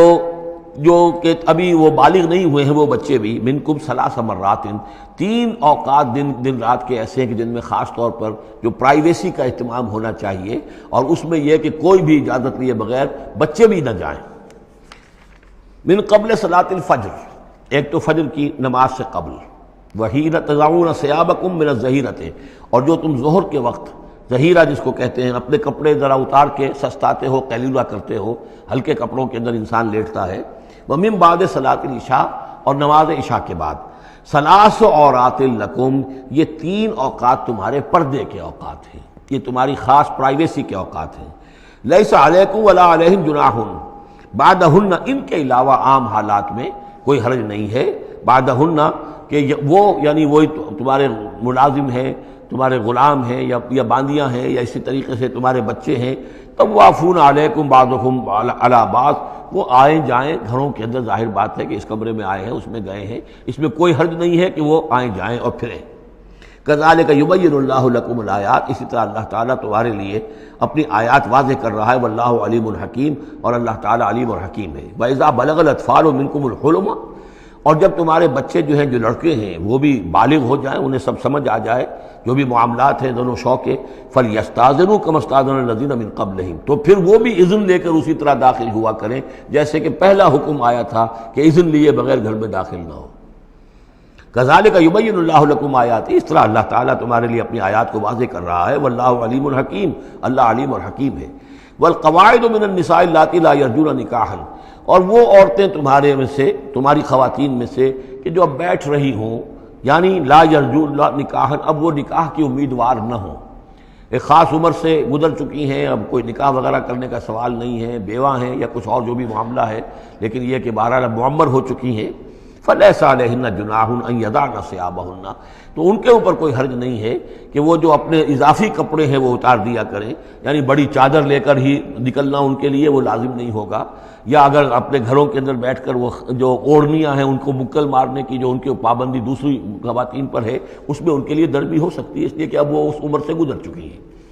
والقواعد من النساء اللاتي لا يرجون نکاحا فليس عليهن جناح ان يضعن ثيابهن غیر متبرجات بزینہ، لیکن ان کی نیت یہ نہ ہو کہ وہ اپنی زینت کو وہ ظاہر کریں اور لوگوں کی نگاہوں میں لائیں، نیت کا معاملہ جو ہے وہ دوسرا ہے۔ وَأَن يَسْتَعْفِفْنَ خَيْرٌ لَهُنَّ، اور اگر وہ اس معاملے میں احتیاط ہی کریں تو بہتر ہے، اس رعایت سے فائدہ نہ اٹھائیں تو بہتر ہے، اس لیے کہ شیطان جو ہے وہ ہر وقت طاق میں لگا رہتا ہے، نہ معلوم کس وقت اس کے دل میں کیا خیال پیدا کر دے۔ واللہ سمیع علیم، اور اللہ سب کچھ سننے والا اور جاننے والا ہے۔ لیس علی الاعمی حرج، اب چونکہ یہ جو احکام دیے جا رہے تھے تو اس معاشرے کے اندر ایسا بھی تھا کہ کسی خاندان کے ساتھ کچھ لوگ جو ہیں بیچارے، کوئی لنگڑا ہے، کوئی اندھا ہے، اپنے برادری کا ہے، اپنی رشتہ داروں میں سے وہ بھی گھر میں رہ رہا ہے، وہ اپنی کوئی آزاد جو معاش اور آزاد جو ہے کوئی معاشرتی حیثیت کا اہل نہیں ہے، تو اب ان کے لیے کیا ہوگا؟ کیا یہ ساری پابندیاں جو ہیں اسی طریقے سے ان کے اوپر بھی پوری طریقے سے عائد کی جائیں گی؟ تو ان کے ضمن میں کہا جا رہا ہے کہ وہ اگر تمہارے گھروں میں رہیں تو کوئی حرج نہیں ہے۔ لیس علی الاعمی حرج، کوئی کسی اندھے کے اوپر کوئی حرج نہیں ہے، کوئی تکلیف نہیں ہے۔ ولا علی الاعرج حرج، اور نہ ہی کسی لنگڑے پر، ولا علی المریض، اور نہ بیمار پر حرج، ولا علی انفسکم، نہ تمہارے اوپر کوئی اس میں کوئی تنگی ہے، ان تاکلوا من بیوتکم و بیوت آبائکم، کہ تم کھانا کھایا کرو اپنے گھروں سے، اپنے باپوں کے گھروں سے، اور بیوت امہاتکم، یا اپنی ماؤں کے گھروں سے، اور بیوت اخوانکم، اپنے بھائیوں کے گھروں سے، اور بیوت اخواتکم، یا اپنی بہنوں کے گھروں سے، اور بیوت اعمامکم، یا اپنے چچاؤں کے گھروں سے، اور بیوت عماتکم، یا اپنی پھوپھیوں کے گھروں سے، اور بیوت اخوالکم، یا اپنے ماموں کے گھروں سے، اور بیوت خالاتکم، یا اپنی خالاؤں کے گھروں سے، او ما ملکت مفاتحہ، یا یہ کہ جس کی کنجیاں تمہارے ہاتھ میں ہے، کارخانہ ہے اس کے مالک ہی تم ہو، وہاں جاؤ اور وہاں پر جا کر کھانا پینا ہو تو کھاؤ، اور صدیقکم، یا تمہارے اپنے دوست ہیں اس کے گھر سے، لیس علیکم جناح ان تاکلوا، کوئی حرج نہیں ہے تم پر اس میں، ان تاکلوا جمیعا، کہ سب مل کر کھاؤ، او اشتاتا، یا علیحدہ علیحدہ کھاؤ۔ اس کو خواہ بعض لوگوں نے عورتوں اور مردوں کے اوپر وہ جو ہے اس کا انطباق کر دیا ہے کہ چاہیں تو عورت اور مرد مل کر کھائیں اور چاہیں تو وہ علیحدہ علیحدہ کھائیں۔ یہاں مراد یہ ہے کہ بسا اوقات ایسے مواقع پر انتظار میں بڑی دقت ہوتی ہے، جیسے آج کل آپ کو معلوم ہے کہ ولیمہ ہے اور ٹائم دے رکھا ہے 9 بجے کا اور 12 بج رہے ہیں رات کے، لڑکی والے تو آئے نہیں ہیں اس لیے ولیمہ ہو نہیں سکتا، بیٹھے ہوئے لوگ سوکھ رہے ہیں، کیا ضرورت ہے؟ جو آئے ہیں وہ کھائیں اور جائیں۔ لہذا یہ نہیں ہے کہ سب کے سب جمع ہو کر ہی اور ایک ہی جمعیت ہو تبھی وہ کھائیں، بلکہ یہ کہ اپنی ضرورت کے تحت جیسے بھی ہو، اگر سب مل جل کر بیٹھ کر کھائیں تب بھی کوئی حرج نہیں، اور اگر علیحدہ علیحدہ گروپس کے اندر یہ کھا لیا جائے تب بھی کوئی حرج نہیں۔ یہ مجلسی احکام جو دیے جا رہے ہیں اس سے مراد یہ نہیں ہے کہ سطر اور حجاب کے احکام بھی یہاں پہ ٹوٹ جائیں گے، اور یہاں پر جو ہے گھریلو جو ہے اگر پارٹیز کوئی تھرو کی گئی ہیں تو اس میں کوئی پردے وردے کی حاجت نہیں ہے، اس میں مرد اور عورتیں جو ہیں وہ مخلوط طور پر شریک ہو جائیں، معاذ اللہ، یہ مراد نہیں۔ فَإِذَا دَخَلْتُمْ بُيُوتًا فَسَلِّمُوا عَلَىٰ أَنفُسِكُمْ، پھر جب تم گھروں میں داخل ہو تو اپنے آپ پر سلام بھیجا کرو، یعنی انفسکم سے مراد ہے گھر میں رہنے والے جو ہیں وہ تمہارے ہی میں سے ہیں، تمہارے رشتہ دار ہیں، عزیز ہیں، یا تمہارے اپنے گھر میں بھی داخل ہو تو السلام علیکم کہو۔ تحیۃ من عند اللہ مبارکۃ طیبۃ، یہ دعا ہے اللہ کے پاس سے، اللہ نے تمہیں سکھائی ہے السلام علیکم، اور یہ مبارک بھی ہے اور پاک بھی ہے۔ کذالک یبین اللہ لکم الآیات لعلکم تعقلون، اسی طرح اللہ تعالیٰ تمہارے لیے اپنی آیات کو واضح کر رہا ہے، کھول کر بیان کر رہا ہے تاکہ تم عقل سے کام لو۔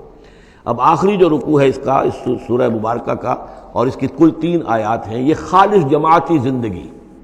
وہ جو جہاد اور قتال کے لیے یا کسی اور اجتماعی کام کے لیے حضور جب نکلتے تھے اور اہل ایمان آپ کے ساتھ ہیں، اس وقت کیا صورتحال ہونی چاہیے۔ انما المؤمنون الذین آمنوا باللہ ورسولہ، مومن تو صرف وہی ہیں جو ایمان لائے اللہ پر، اس کے رسول پر، وَإِذَا كَانَ مَعَهُ عَلَىٰ أَمْرٍ جَامِعٍ، اور جب وہ ہوتے ہیں ان کے ساتھ یعنی رسول کے ساتھ کسی اجتماعی کام کے ضمن میں، لم يذهبوا حتى يستاذنوه، تو وہاں سے جاتے نہیں ہیں جب تک کہ اجازت نہ لے لیں۔ اب آپ نکلے ہیں کسی کام کے لیے، ایک نفری ہے آپ کے ساتھ، لیکن یہ کہ کوئی کہیں کھسک جائے کوئی کہیں کھسک جائے تو یہ تو صحیح نہیں ہے۔ وہ تو یہ ہے کہ اب اس اجتماعی نظم کا تقاضا یہ ہے کہ اب جہاں بھی وہاں سے کوئی عذر پیش آ گیا ہے، کوئی ایسی مجبوری ہے، کوئی جانا ہے تو اجازت لے کر جائیں۔ علی امر جامع لم یذهبوا حتی یستاذنوه، جب تک کہ اذن نہ لے لیں. ان الذین یستاذنونک اولئک الذین یؤمنون باللہ ورسولہ،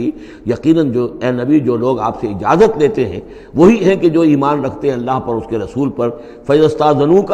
پھر جب وہ آپ سے کوئی اجازت مانگیں، رخصت مانگیں، لبعض شانہم، اپنی کسی عذر کی وجہ سے، فاذن لمن شئت منہم، تو اجازت دے دیجئے جسے آپ چاہیں. مطلب یہ ہے کہ جو لیڈر ہے، جو اس وقت سپہ سالار ہے، اسے معلوم ہے سچویشن کیسی ہے. میرے پاس پہلے ہی نفری،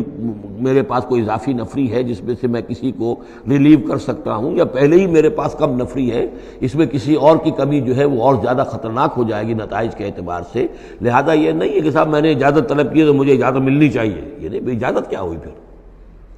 یہ تو وہی ہے جو تھانے داروں کسی معافی مانگتی ہے. اچھا میں نے تو کچھ نہیں کیا، لیکن اگر آپ سمجھتے ہیں کہ میں نے کچھ کیا تو میں معافی مانگتا ہوں. یہ تو در حقیقت الٹی دھونس ہے کہ آپ بڑے کمینے آدمی ہیں، میں نے تو کچھ کیا نہیں تھا، پھر بھی آپ سمجھ رہے ہیں کہ میں نے کچھ کیا ہے، تو میں اتنا اونچا ہوں کہ پھر میں معافی مانگتا ہوں. یہ در حقیقت وہ انداز نہیں. اجازت تو طلب کرنی ہے تو یہ ہے کہ اجازت لے کر اجازت ملے، اور یہ اختیار جو ہے پھر اے نبی آپ کو ہے کہ آپ چاہیں تو اجازت دیں. فاذن لمن شئت منہم واستغفر لہم اللہ، اور اس پر بھی ان کے لیے استغفار کیجئے اللہ سے، کیونکہ انہوں نے ظاہر بات ہے اپنے کسی ذاتی کام کو زیادہ اہمیت دی ہے اس اجتماعی کام سے. یہ اجتماعی کام نبی کا ذاتی نہیں ہے، یہ دین کا کام ہے، اللہ کے دین کا کام ہے. دین کو غالب کرنا فرض منصبی اللہ کی طرف سے ہے ان پر، لہذا اس کے لیے تم ان کے ساتھ نکلے ہو. لہذا یہاں پر جو ہے اب اگر تم نے اپنے ذاتی کام کو اس دین کے کام سے اہم تر سمجھا ہے تبھی تو یہاں سے رخصت لے کر جا رہے ہو. یہ خود ایک ہلکی بات ہے، گویا کہ تم نے دین کے کام کو کمتر سمجھا ہے اللہ کے کام اپنے کام سے، اور اس کو اہمیت زیادہ دی ہے. لہذا استغفار اے نبی ان کے لیے استغفار کیجئے. واستغفر لہم اللہ، اور ان کے لیے استغفار کیجئے. ان اللہ غفور الرحیم، یقیناً اللہ تعالیٰ غفور الرحیم ہے. ایک بات البتہ نوٹ کر لیجئے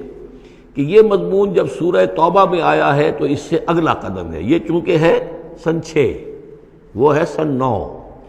3 سال میں فرق کیا واقع ہوا. ابھی تو فرمایا گیا ہے کہ جو اجازت لے کر جاتا ہے نبی وہ وہی ہے کہ جو واقعی ایمان رکھتا ہے، لیکن وہاں فرمایا گیا جو ایمان رکھتے ہیں وہ اجازت لیتے ہی نہیں. وہ جو موقع تھا وہ تھا نفیر عام کا موقع، وہ موقع تھا نہایت ہی یوں سمجھیے ایمرجنسی کا موقع. اس موقع پر اجازت طلب کرنا ہی در حقیقت اس بات کی علامت تھی کہ یہ منافق ہے. لہذا وہاں روکا گیا. آپ نے کیوں اجازت دے دی؟ عفی اللہ عنک لما اذنت لہم، کیوں آپ نے اجازت دے دی؟ آپ کی اجازت آپ نہ دیتے تب بھی انہوں نے جانا نہیں تھا، تو ان کا جو نفاق کا پردہ چاک تو ہو جاتا نا، ان کی حقیقت تو کھل جاتی. تو یہ وقت کے حوالے سے ہے، اور اس کو درجہ بندی بھی کہہ سکتے ہیں. ایک وہ لوگ ہیں جو اس دین کے کام کے لیے اس درجے ہمتن اپنے آپ کو پیش کر چکے ہیں کہ دنیا کے کسی بھی کام کو اس سے اہم تر نہیں سمجھتے. وہ کیسے اجازت طلب کریں گے؟ اس سے نچلا درجہ ہے کہ وہ لوگ ہیں جو دین کے اس کام میں لگے ہوئے ہیں، لیکن کم سے کم نظم کی اتنی پابندی تو کرتے ہیں کہ اگر کہیں انہیں ضرورت پیش آ گئی جانا ہے تو اجازت لے کر جائیں. اس سے نیچے وہ لوگ ہیں جو اجازت کے بغیر ہی کھسک گئے تو معلوم ہے ان کا تو سرے سے اس کام سے سرے سے کوئی تعلق ہے ہی نہیں. تو درجہ بندی ہے، سیڑھیاں ہیں. اوپر کی سیڑھی کے اعتبار سے درمیانی سیڑھی نیچے ہے، لیکن نیچے والی سیڑھی کے اعتبار سے درمیانی اونچی ہے. تو یہ ریلیٹیو معاملہ جو ہے رہے گا کہ ایک وہ لوگ ہیں جو سرے سے اس کا بھی خیال نہیں کرتے کہ اجازت لیں. اجتماع ہے، کوئی اس کی معذرت بھی نہیں کی ہے، نہ بعد میں کی ہے، نہ پہلے کہا ہے کہ میں نہیں آ سکتا. معلوم ہوا کہ انہیں کچھ طرح سے احساس ہی نہیں ہے کہ ہم کسی نظم کے پابند ہیں اور ہماری کوئی ذمہ داری ہے. اس سے بہتر کم سے کم وہ لوگ ہیں کہ جو اپنا عذر پیش کر دیتے ہیں، اجازت لے لیتے ہیں. لیکن اس سے بھی بہتر اونچا درجہ ہے کہ دنیا کے کسی بھی کام کو دین کے اس کام سے اہم تر مت سمجھو. اللہ تعالیٰ تمہارے کام سنوارے گا، اللہ تعالیٰ تمہاری ذمہ داری قبول کر لے گا. تم اللہ کے کام کے لیے نکلو. لا تجعلوا دعاء الرسول بینکم کدعاء بعضکم بعضا. تم یہ رسول کا بلانا اپنے مابین ایسے نہ سمجھ لو جیسے تمہارا آپس میں ایک دوسرے کو بلانا ہوتا ہے. بلانا یہ بھی ہے، آپ نے کسی کو دعوت دی، میرے گھر آئیے کھانا کھائیے، رسول نے دعوت دی، کیا یہ برابر ہو جائے گا معاملہ؟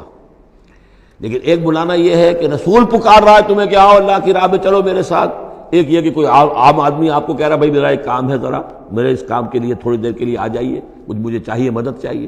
تو زمین و آسمان کا فرق ہو گیا.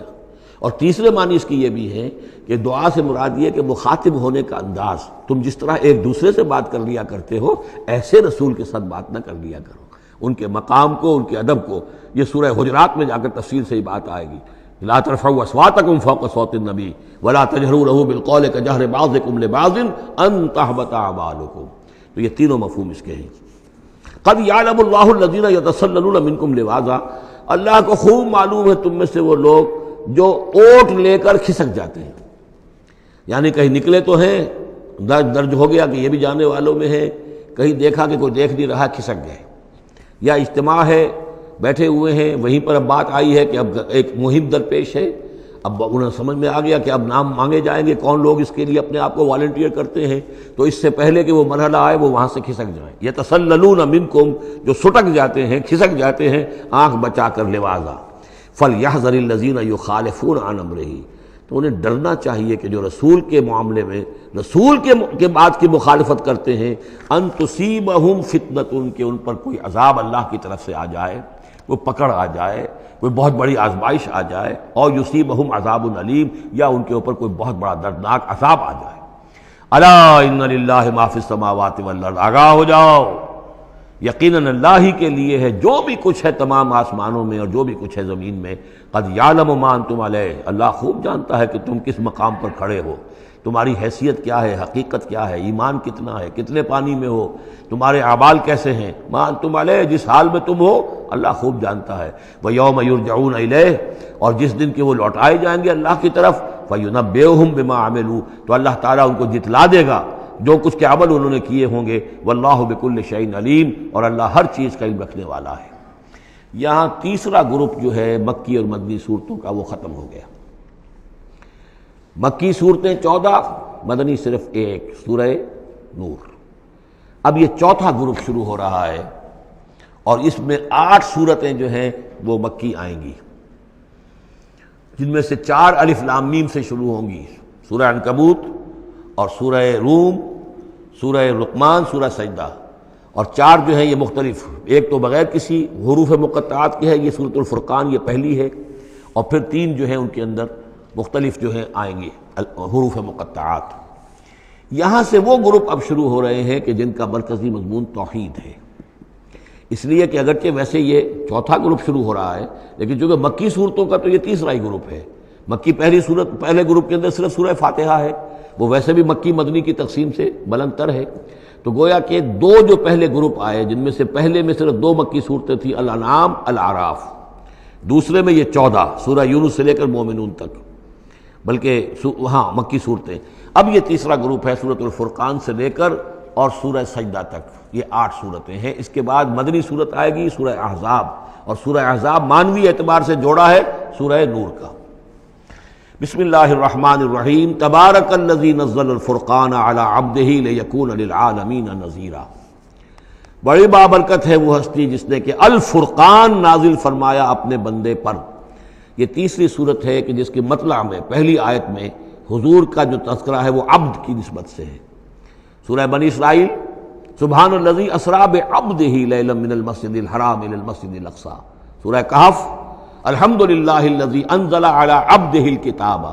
اور یہاں پر اب یہ تیسری صورت ہے، تبارک الذی نزل الفرقان علی عبدہ لیکون للعالمین نذیرا، تاکہ ہو جائیں تمام جہان والوں کے لیے خبردار۔ اس قرآن کے ذریعے سے محمد الرسول اللہ کی رسالت ہے جو تا قیام قیامت جاری رہے گی۔ جس کو بھی قرآن پہنچ گیا، حضور کا انذار پہنچ گیا، وہ آیت یاد کر لیجئے سورہ انعام میں آئی تھی، قل اوحی الی ھذا القرآن لانذرکم بہ ومن بلغ، جس کو بھی قرآن پہنچ جائے۔ اب آگے پہنچانا امت کا کام ہے۔ الذی لہ ملک السماوات والارض، وہ کہ جس کے لیے ہے بادشاہی آسمانوں اور زمین کی، ولم یتخذ ولدا، یہ بہت مشابہ ہے سورہ بنی اسرائیل کی آخری آیت سے، اس نے کسی کو اپنی اولاد نہیں بنایا۔ ولم یکن لہ شریک فی الملک، اور نہ ہی اس کا کوئی ساجی ہے حکومت میں، حکومت کے اختیارات میں، حاکمیت میں۔ وخلق کل شیء، اور اسی نے ہر شے کو پیدا کیا، وہ خالق ہے تنہا، باقی سب مخلوق ہیں۔ فقدرہ تقدیرا، اور ہر شے کی پھر اس نے ایک اندازہ مقرر کر دیا ہے، ہر شے کے لیے ایک اندازہ ہے۔ واتخذوا من دونہ آلہۃ، اور انہوں نے اختیار کر لیے ہیں اس کے سوا ایسے آلہہ، ایسے ایسے دیوی اور دیوتا لا یخلقون شیئا وہم یخلقون، جو کسی بھی شے کی تخلیق نہیں کرتے بلکہ وہ تو خود مخلوق ہیں، ولا یملکون لانفسہم ضرا ولا نفعا، اور نہ انہیں اختیار خود اپنے بارے میں کسی برائی کا یا بھلائی کا ہے، نہ کسی اچھائی کا اور نہ کسی برائی کا، ولا یملکون موتا ولا حیاتا ولا نشورا، نہ انہیں اختیار ہے موت کا، نہ اختیار ہے جینے کا، نہ اختیار ہے جی اٹھنے کا۔ وقال الذین کفروا ان ھذا الا افک افتراہ، اور کہا ان کافروں نے، یا یہ کافر کہتے ہیں کہ یہ کچھ نہیں ہے، یہ قرآن جو ہے یہ گھڑ لیا ہے اس کو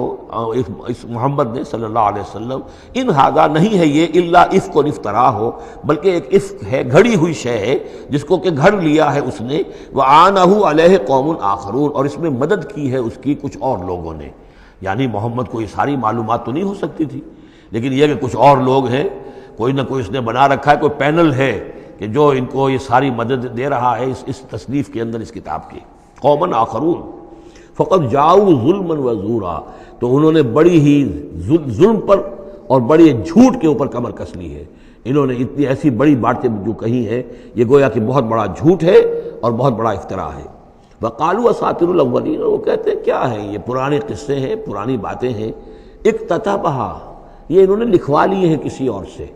اکتتبھا، کتب یکتب لکھنا، اکتتاب باب افتعال ہوگا، کسی سے کچھ لکھوا لینا، اکتتبھا، انہوں نے لکھوا لی ہیں چیزیں، فہی تملی علیہ بکرۃ واصیلا، اور یہ ان کو پھر ڈکٹیٹ کرائی جاتی ہیں، املا کرائی جاتی ہیں صبح شام۔ صبح شام کوئی آتا ہے، کوئی شخص ان کو بتاتا ہے، وہ پھر یہ یاد کر لیتے ہیں، اور صبح شام جو کچھ آتا ہے اس کو پھر آ کے ہمیں سناتے ہیں، دھونس جماتے ہیں کہ وہی آئی ہے۔ قل انزلہ الذی یعلم السر فی السماوات والارض، کہہ دیجئے اسے نازل کیا ہے اس ہستی نے جو جانتا ہے ہر چھپی ہوئی شے کو آسمانوں کی اور زمین کی، انہ کان غفورا رحیما، یقیناً وہ بخشنے والا اور رحیم ہے۔ وقالوا ما لہذا الرسول، اور وہ کہتے ہیں یہ کیسا رسول ہے، کیا ہوا اس رسول کو، کہتا ہے کہ میں رسول ہوں، یاکل الطعام، لیکن کھانا کھاتا ہے، ویمشی فی الاسواق، اور سب بازاروں میں چلتا پھرتا ہے۔ کہیں کوئی چیز آپ خریدتے بھی ہوں گے اپنے گھر کے معاملات کے اندر، یا اس سے پہلے تو آپ کاروبار بھی کیا کرتے تھے، یہ بازاروں میں ہماری طرح چلتا پھرتا ہے، کھانا اس کو کھانے کی حاجت ہوتی ہے، یہ کیسے رسول ہو گیا؟ لولا انزل الیہ ملک، کیوں نہیں کوئی بھیجا گیا ان کی طرف کوئی فرشتہ ہوتا، اڑتا ہوا پروں کے ساتھ وہ نیچے آتا ان کے پاس اور وہ کہتا یہ اللہ کے رسول ہیں۔ فیکون معہ ظہیرا نذیرا، اور وہ ان کے ساتھ ہوتا، آگے آگے چلتا ان کے، ہٹو بچو جیسے چلتے ہیں یہ اللہ کے رسول آ رہے ہیں، اور وہ خبردار کرتا ہے لوگوں کو ان کے ساتھ مل کر۔ اور یلقی الیہ کنز، یہ وہی باتیں جو سورہ بنی اسرائیل میں آ چکی ہیں، یا ان کو دے دیا گیا ہوتا، ان پر ڈال دیا گیا ہوتا، آسمان سے گر پڑتا ان پر ایک خزانہ، او تکون لک جنت یاکل منہا، یا پھر ان کے لیے ایک باغ بنا دیا جاتا ہے یہاں اس مکے کی سرزمین میں، وادی غیر ذی زرع میں، جس سے یہ بفراغت کھاتے اطمینان سے، ان میں سے میوے ان کو ملتے۔ وقال الظالمون ان تتبعون الا رجلا مسحورا، اور کہا ان ظالموں نے کہ تم لوگ نہیں پیروی کر رہے ہو، نہیں ان کی باتوں پر دھیان دے رہے ہو، کہ جو ہیں صرف ایک سحر زدہ شخص ہے، ان پر تو کچھ جادو ہو گیا ہے، یا کوئی آسیب ان پر آ گیا ہے، تاکہ ان کو یہ نظر آتا ہے کہ کوئی آیا ہے فرشتہ، حقیقت میں کوئی نہیں ہوتا، یہ سحر زدہ شخص ہے۔ انظر کیف ضربوا لک الامثال، اے نبی دیکھیے یہ کیسی مثالیں آپ کے لیے بیان کر رہے ہیں، فضلوا، تو وہ بھٹک گئے ہیں، گمراہ ہو گئے ہیں، فلا یستطیعون سبیلا، اور اب ان کے لیے ممکن نہیں ہے کہ یہ سیدھے راستے پر آئیں، اس لیے کہ اب یہ اس پر اڑ جائیں گے، ضد کریں گے۔ یہ میں آپ کو بتا چکا ہوں، یہ جو دو گروپ اب آ رہے ہیں جو ہم پڑھ رہے ہیں، جن میں سے یہ پہلا گروپ ہے جس کی پہلی صورت ہے، یہ درمیانی 4 سالوں کی صورتیں ہیں، 12 برس ہیں مکی دور کے۔ پہلے 4 سال کی صورتیں بالعموم وہ ہیں جو سورہ قاف سے آگے ہیں، 2 گروپ ہیں وہ آخر میں، منزل 1 ہے، سورہ قاف سے آگے منزل 1 ہے، گروپ 2 ہیں مکی مدنی صورتوں کے، وہ ہیں جو ابتدائی 4 سال کے ہیں۔ یہ 2 ہیں کہ جو درمیانی 4 سالوں کے، جو ہم پڑھ چکے ہیں 16 صورتیں، 2 انعام و اعراف اور 14 سورہ یونس سے لے کر مومنون تک، یہ ہے آخری 4 سالوں کی، تو یہ درمیانی 4 سال ہے۔ تبارک الذی ان شاء جعل لک خیرا من ذلک، بڑی بابرکت ہے وہ ہستی ہے نبی، اگر وہ چاہے تو جو چیزیں یہ کہہ رہے ہیں اس سے کہیں زیادہ بہتر چیزیں آپ کے لیے ابھی فراہم کر دی جائیں۔ یہ تو بڑا زور لگا لگا کر کچھ چیزیں کہہ رہے ہیں، ہم ان سے کہیں زیادہ بہتر چیزیں آنے واحد میں آپ کے لیے پیدا کر سکتے ہیں۔ تبارک الذی ان شاء جعل لک خیرا من ذلک جنات تجری من تحتها الانہار، ایسے باغات، ایک باغ نہیں، باغات کے سلسلے پیدا کر دیں جن کے نیچے نہریں بہتی ہوں گی، ویجعل لک قصورا، اور آپ کے لیے ایک نہیں کئی قصر، کئی محل ہم تعبیر فرما دیں۔ لیکن یہ کہ بل کذبوا بالساعہ، اصل میں یہ انکاری ہے آخرت کے، یہ انکاری ہے قیامت کے، یہ انکاری ہے بعث بعد الموت کے۔ وَأَعْتَدْنَا لِمَنْ كَذَّبَ بِالسَّاعَةِ سَعِيرًا، اور جنہوں نے قیامت کا انکار کیا ہے، بعث بعد الموت کا انکار کیا، ان کے لیے ہم نے ایک جہنم کا، آگ کا عذاب تیار کر رکھا ہے۔ اذا رأتهم من مکان بعید، جب وہ جہنم دیکھے گی ان کو کہ یہ میرے شکار آ رہے ہیں، اب یہ آ رہے ہیں کہ جن کو میرے اندر جھونکا جائے گا، دور سے وہ دیکھے گی کہ آ رہے ہیں، سمعوا لها تغیظا وزفیرا، تو وہ سنیں گے اس کی آواز کہ جیسے بھوکا شیر داڑ رہا ہو، جھجلائے گی اور چلائے گی کہ جلد از جلد انہیں میرے اندر جھونک دیا جائے۔ وَإِذَا أُلْقُوا مِنْهَا مَكَانًا ضَيِّقًا، اور جب وہ پھینک دیے جائیں گے اس میں ایک بڑے تنگ مکان میں، تنگ جگہ میں، مقرنین، اور وہ زنجیروں میں جکڑے ہوئے ہوں گے، دعوا هُنَالِكَ ثُبُورًا، اس وقت پھر وہ موت کی دعا کریں گے، ہائے موت آ جائے کسی طرح، ہم نسیہ منسیہ کر دیے جائیں، ہمارا یہ زندگی کا سلسلہ جو ہے شعور ختم ہو جائے۔ لَا تَدْعُوا الْيَوْمَ ثُبُورًا وَاحِدًا، تب کہا جائے گا اب آج ایک موت نہ مانگو، وَادْعُوا ثُبُورًا كَثِيرًا، بہت سی موتیں مانگو، اب موت آئے گی نہیں، مانگتے رہو موت، لیکن یہ ہے کہ اب تمہاری یہ زندگی جو ہے تاکہ تمہیں یہ جلن مسلسل رہے، یہ عذاب جو ہے اس کی تخفیف میں، اس کے اندر کوئی شدت میں تخفیف نہ ہو، لہذا موت آ کے تمہیں چھٹکارا نہیں دلائے گی۔ قل اذالک خیر ام جنت الخلد التی وعد المتقون، کہیے کہ کیا یہ انجام بہتر ہے یا وہ باغ، وہ جنت، رہنے کی جنت جو جس کا وعدہ کیا گیا ہے متقی بندوں سے، کانت لہم جزاء و مسیرا، اور وہ ان کے لیے ہوگی بدلہ اور ان کے لوٹ جانے کی جگہ۔ لہم فیہا ما یشاؤون خالدین، ان لوگوں کے لیے وہاں ہر وہ شے ہوگی جو وہ چاہیں گے اور اس میں رہیں گے ہمیشہ ہمیشہ۔ کان علی ربک وعدا مسئولا، اور یہ تو وعدہ ہے تیرے رب کا جس کے لیے وہ ذمہ دار ہے۔ اب یاد کیجئے وہ دعا جو سورہ آل عمران کے آخر میں آئی تھی، ربنا وآتنا ما وعدتنا علی رسلک ولا تخزنا یوم القیامہ، پروردگار جو تو نے وعدے اپنے رسولوں کے ذریعے سے ہم سے کیے تھے ان کو پورا فرما۔ اللہ تعالیٰ اپنے وعدوں سے پھرے گا نہیں، اللہ تعالیٰ ان وعدوں کو پورا کرے گا، اور اس کو سمجھتا ہے کہ یہ میری ذمہ داری ہے کہ میں اپنے وعدے پورے کروں۔ وَيَوْمَ يَحْشُرُهُمْ، اور جس دن کہ وہ ان سب کو جمع کرے گا، وَمَا يَعْبُدُونَ مِن دُونِ اللَّهِ، اور جن کو یہ پوجتے تھے اللہ کے سوا، فَيَقُولُ أَأَنْتُمْ أَضْلَلْتُمْ عِبَادِي هَؤُلَاءِ، وہ جمع کر لیں گے ان فرشتوں کو بھی جن کو نام کے اوپر بت بنا لیے گئے، یا اولیاء اللہ کی ارواح آ جائیں گی، یا انبیاء ہوں گے، حضرت عیسیٰ ہوں گے، یا اور بھی جس کو بھی یہ جس کے ساتھ یہ گستاخی اور ظلم کیا گیا ہو، اللہ ان سب کو جمع کرے گا اور پوچھے گا أَأَنْتُمْ أَضْلَلْتُمْ عِبَادِي هَؤُلَاءِ، کیا آپ لوگوں نے میرے ان بندوں کو گمراہ کیا تھا؟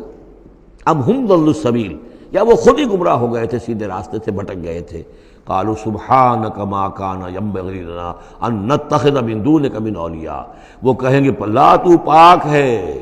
اس سے، اور یہ تو ہمارے لیے تو یہ سرے سے ممکن ہی نہیں، ہمارے لیے یہ کسی طرح روا ہی نہیں تھا کہ ہم تیرے سوا کسی کو اپنے ولی بنا لیں، ہم نے ان لوگوں کو ولی قرار نہیں بنایا۔ ولیکن متعتہم وآباءہم، یعنی یہ کہ جیسے ولایت باہمی ہے، اللہ اہل ایمان کا ولی اور مومن اللہ کے ولی، اللہ ولی الذین آمنوا یخرجہم من الظلمات الی النور، اور اللہ الا ان اولیاء اللہ لا خوف علیہم ولا هم یحزنون، تو یہی رشتہ ہونا چاہیے تھا ان معبودوں کے ساتھ اگر وہ برحق ہوتے، کہ وہ اس کے ولی ہوتے اور وہ ان کے ولی ہوتے، لیکن فرمایا کہ یہ ہو ہی نہیں سکتا کہ ہم ان سے کوئی رشتہ استوار کرتے۔ ما کان لنا ما کان ینبغی لنا ان نتخذ من دونک من اولیاء ولکن متعتہم وآباءہم، لیکن اے اللہ آپ نے ان کو سامان دیا، ساز و سامان انہیں اور ان کے آباء و اجداد کو، اور ان کو فراوانی دی، دولت دی، حیثیت دی، حتیٰ نسوا ذکر، یہاں تک کہ وہ ذکر کو بھول گئے، یاد دہانی کو بھول گئے، تو ہدایت کو بھول گئے جو ان کو دی گئی تھی۔ وَكَانُوا قَوْمًا بُورًا، اور یقیناً یہ بڑے تباہ ہونے والے لوگ تھے۔ فقط کذبوکم، اب اللہ کہے گا ان لوگوں سے دیکھو بھائی تمہارے جو معبود جن کو تم سمجھتے تھے انہوں نے تو تمہیں جھٹلا دیا، بما تقولون جو تم کہہ رہے ہو تمہاری بات انہوں نے رد کر دی، فلا تستطيعون صرفا ولا نصرا، تو اب نہ تم لوٹا سکتے ہو اس بات کو اور نہ ہی کوئی مدد ہو سکتی ہے، ومن یظلم منکم نذقه عذابا کبیرا، اور جو کوئی بھی تم میں سے اب گنہگار ہے اب تو اسے بہت بڑا عذاب مل کر رہے گا، وما ارسلنا قبلک من المرسلین الا انہم لا یاکلون الطعام، اور اے نبی یہ آپ پہ اعتراض کر رہے ہیں کہ یہ کیسے نبی ہے کھانا کھاتے ہیں، ہم نے نہیں بھیجا آپ سے پہلے مرسلین کو رسولوں کو الا انہم لا یاکلون الطعام، مگر یہ کہ وہ کھانا کھاتے تھے، وہ یمشون فی الاسواق، وہ بھی بازاروں میں چلتے پھرتے تھے، وجعلنا بعضک لبعض فتنہ، ہم نے ایک کو بعض لوگوں کو بعض کے لیے فتنہ بنا دیا ہے، آزما رہے ہیں، اتصبرون، تو اے مسلمانوں اب تم ثابت قدم رہو، صبر کرو، وکان ربک بصیرا، اور یقیناً آپ کا پروردگار دیکھ رہا ہے۔ بارک اللہ لی ولکم فی القرآن العظیم ونفعنی وإیاکم بالآیات والذکر الحکیم۔